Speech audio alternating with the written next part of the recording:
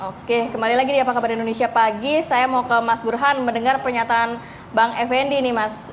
Melihatnya seperti apa? Terus ada yang menarik juga, Puan Anies atau Anies Puan? Ya, pertanyaan yang diajukan saya Puan Anies, tetapi juga ada aspirasi Anies sebagai nomor 1, Mbak Puan sebagai nomor 2. Tapi sebelum menjawab pertanyaan tersebut, kita perlu juga menanyakan seberapa mungkin duet ini bisa dijodohkan dan mendapatkan tiket di 2024. Artinya, seberapa menarik duet ini, Puan Anies atau Anies Puan, di mata partai politik. Karena menurut konstitusi, hanya partai politik yang bisa mencapreskan pasangan. Nah, Anies Baswedan itu sudah muncul dari Rakernas Nasdem. Ya, 1 dari 3 nama yang disebut oleh Partai Nasdem adalah Anies Baswedan sebagai calon presiden. Tapi Nasdem itu sendiri tidak cukup kursinya untuk bisa mencapreskan Anies. Nah, satu-satunya partai yang bisa menominasikan pasangan adalah PD Perjuangan. Tetapi PD Perjuangan tidak tergantung pada Mbak Puan, tergantung kepada Ibu Mega. Jadi kalau misalnya hitung-hitungannya adalah berdasarkan capres partai yang mengusungkan, tentu PD Perjuangan punya keleluasaan. Tentu dengan asumsi Ibu Mega mencapreskan Mbak Puan. Tetapi kalau misalnya hitung-hitungannya adalah aspek lain, misalnya Mbak Anies Baswedan dianggap lebih kompetitif, nah tentu hitung-hitungannya Mas Anies lebih punya peluang sebagai nomor 1. Jadi lagi-lagi semua kembali kepada jawaban klasik Bung Ege tadi. Semua tidak ada yang tidak mungkin dalam politik. Politik adalah seni memainkan ketidakmungkinan. Cuma masalahnya adalah seberapa mungkin itu terjadi. Kita kan tidak mungkin membicarakan sesuatu yang mustahil. Meskipun dalam politik mungkin saja mustahil tadi berubah menjadi sesuatu yang tidak mustahil. Tapi kan ada dasarnya. Satu, berdasarkan hitung-hitungan kalkulasi pendukung capres dari sudut partai yang punya kursi atau belum cukup kursinya. Yang kedua adalah elektabilitas. Nah, kalau berdasarkan elektabilitas, setahu saya belum ada lembaga survei yang menempatkan Mbak Puan di posisi nomor 1 dan Anies di posisi nomor 2. Mbak Puan pernah dinominasikan dan diuji dalam survei-survei yang tadi Bung Egy sebut, ketika diposisikan sebagai nomor 2, berpasangan dengan Pak Prabowo. Itu yang sering disebutkan oleh banyak lembaga survei. Jadi makanya saya sebut tadi, Ratih, saya belum punya datanya yang menyebutkan bagaimana kalau Mbak Puan yang diposisikan sebagai capres, kemudian Mas Anies sebagai cawapres, apakah punya nilai jual yang kuat atau tidak. Nah, itu yang kita belum punya datanya, minimal lembaga saya. Oke, berarti secara kualitatif tadi kalau misalnya Mas Burhan sampai sejauh ini baru mengamati. Lagi-lagi saya ke Bang Ege. Ada obstacle-nya tadi kalau misalnya Mas Burhan bilang ya sekarang kan PDIP sebenarnya punya ya keleluasaan ya untuk memajukan. Meskipun masih harus menunggu Bu Mega nanti siapa yang akan ditunjuk. Enggak, itu langgam khusus karena sudah terjadi dan pernah menunjukkan hasil menang gitu. Karena walaupun ada suara-suara di luar berbeda, lalu rapat bersama keluar dengan sesuatu yang disepakati, ketua umum menyatakan demikian, jadi. Tapi yang mau saya sampaikan tadi, kalau menyimak yang disampaikan Burhan bahwa belum ada ukuran kuantitatif untuk nama ini, apalagi meletakkan Bu Puan sebagai calon presiden, maka yang perlu dilakukan balik nih, meta survei bahwa Ibu Puan sebagai calon wakil presiden menurut saya harus, kalau nggak mau digunakan kata mengubah, memperbaiki gaya komunikasinya untuk memperbaiki bubble, gelembung yang seakan-akan dia cuma ada 1 koma. Saya nggak terlalu percaya itu karena beberapa survei lain menunjukkan bisa angkanya naik sampai 4 atau 5. Tapi diperbaiki itu dulu, karena dengan itu maka bisa muncul segala kemungkinan. Nah, kemungkinan yang kedua tadi, apakah Anies Puan atau Puan Anies? Logika saya adalah kenapa sampai Anies Puan, ini Mas Burhan, terutama kan karena dicocok-cocokkan bahwa 3 yang tertinggi di survei itu kita tahu ya, selama ini Prabowo, Ganjar dan Anies. Nah, kalau diambil ruling party yang memerintah itu tentunya ingin menjadi calon presiden. Nah, kalau ditempatkan misalnya Puan dengan Prabowo, Prabowo-nya mungkin nggak mau gitu ya Mas Burhan ya.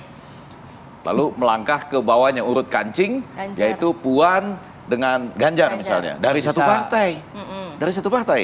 Apakah ceruk suara lain bisa diambil atau gitu tidak. ya. Nah, akhirnya jatuh ke urut kancing yang ketiga. Begitu Mas Burhan ya, Puan, Anies. Ini belum pernah diukur secara kuantitatif. Walaupun menurut saya sebelum diukur jauh lebih penting ditingkatkan komunikasi politik Mas Bu Effendi, Puan. kalau melihat basis, Dan saya yakin itu bisa. Ya. Basis pemilih kan ini berbeda antara Anies dan juga Puan. Bisa akhirnya nanti Chemistry-nya dapat meningkatkan nggak sih, Bang? gitu atau justru meninggalkan? Waktu foto-foto selfie itu chemistry-nya dapat. Yang foto-foto itu kan. Foto-foto ya. Orang semua bilang, akhirnya mereka bisa ketemu, bisa selfie, bisa akrab. Jadi tidak hanya sekedar menjawab politik adalah seni kemungkinan. Bisa ketemu kok, bisa foto kok, bisa akrab kok.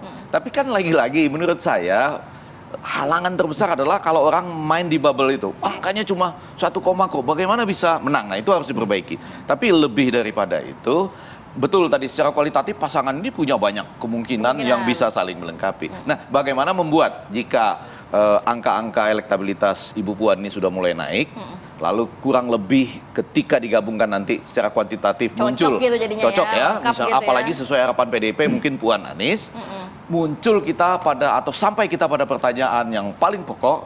Saya rasa jawabannya ini cuma bisa dijawab oleh Burhan dan Bahlil, yaitu sekiranya sampai detik terakhir Mas Anies tidak mendapatkan tiket, Bang Anies dong, Jakarta ya, Bang Anies tidak mendapatkan tiket sebagai calon presiden, apakah beliau berkenan mengabdi sebagai calon wakil presiden? Nah, tidak hanya harus terhadap Puan, terhadap kemungkinan-kemungkinan lain, dari seni mendapatkan tiket di bawah dalam tanda petik oligarki dan presidensial threshold sebagai satu paket. Nah, oke. Itu juga pertanyaan ya buat Mas Burhan gitu soal apa detik-detik terakhir. Tapi sebelum ke sana saya tuh mau nanya gini ke Mas Burhan. Kalau dari analisisnya Mas Burhan begitu, seolah-olah kan sekarang Anies dan Puan itu kan selalu dihadap-hadapkan begitu ya.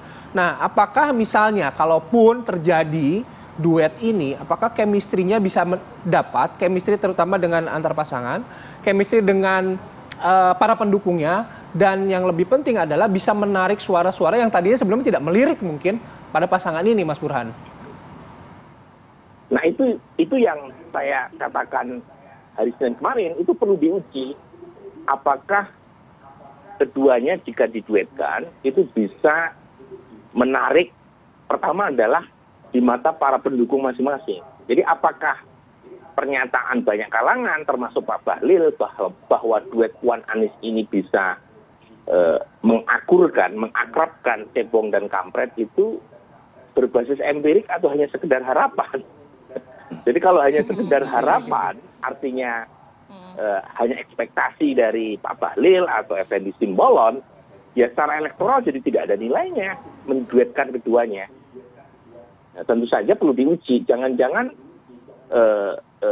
betul apa yang disampaikan Pak Bahlil atau Pak Effendi Simbolon jadi ajang untuk merekonsiliasi polarisasi yang demikian parah, tetapi jangan-jangan yang terjadi sebaliknya. Alih-alih mendapatkan basis pemilih baru dari pendukungnya masing-masing juga tidak terima. Itu kan sesuatu yang tidak bisa kita reka-reka, kita raba-raba, harus diuji secara empirik dengan metode yang saintifik. Tetapi secara kualitatif saya tekankan, keduanya itu punya kombinasi yang unik, ya, unik dan saling melengkapi. Itu yang harus kita akui, ada dasarnya usulan atau saran untuk menjodohkan keduanya. Jadi ada banyak kombinasi yang saling melengkapi dari sisi gender, dari sisi profesionalitas, dari sisi kecakapan, dari sisi termasuk juga partai non-partai. Itu sesuatu yang menurut saya layak juga untuk dicoba, minimal diuji dalam survei. Jangan lupa loh ya, kalau misalnya seorang pasangan itu punya basis kuat di satu segmen masyarakat tertentu, kalau misalnya mengambil pasangan dari segmen yang sama, tadi Bung Effendi menyebut ya, misalnya Ganjar dan Puan disatukan, itu kan satu basis rahim ideologis yang sama, itu secara elektoral juga tidak terlalu berguna, karena tidak akan mendapatkan satu segmen di seberang sana. Nah keduanya ini, minimal Mbak Puan dan Anies, meskipun lagi-lagi belum diuji, itu punya potensi untuk menggabungkan dua segmen yang berbeda. Mungkin boleh titip pertanyaan ke Burhan, mumpung dia ada di sana ya. Kenapa kira-kira Bahlil sangat yakin ya menyuarakan tentang pasangan ini, bahkan sampai mengatakan menang satu putaran. Saya kalau membayangkan yang muda-muda yang tampil 3 pasangan, nggak terjadi satu putaran.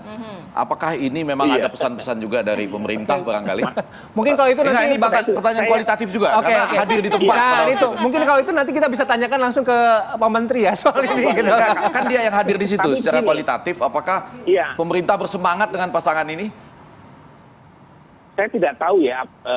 Apakah pemerintah secara institusi atau Pak Bahlil secara personal. Memang antusias sekali Pak Bahlil. Jadi sebelum saya menjawab, beliau sebenarnya enakan kalau ngobrol kayak gini sambil ngopi juga gitu ya. Kesempatan gitu ya. Baik, terima kasih banyak Mas Burhan dan juga Bang Effendi. Ya, tadi apa yang disampaikan oleh Mas Burhan juga ini harus ada uji empiriknya terlebih dahulu. Nanti kita tunggu ya, mungkin ada surveinya dari Mas Burhan, kemudian ada papernya juga mungkin dari Mas Burhan nanti. Tetap kita dengan tunggu. menutup dengan mengatakan harus ada peningkatan elektabilitas dengan perubahan gaya komunikasi calon presiden Bu Puan, tapi narasi menyatukan ini yang belum ada ya, Mas Burhan. Itu yang harus diuji nanti ya. Apa baik. narasinya? Baik. Mas Burhan, makasih. Bang Ega juga makasih ya. Nanti kita ngobrol-ngobrol lagi kalau ada waktu lebih luang lagi. Oke, kita harus jeda dulu sini.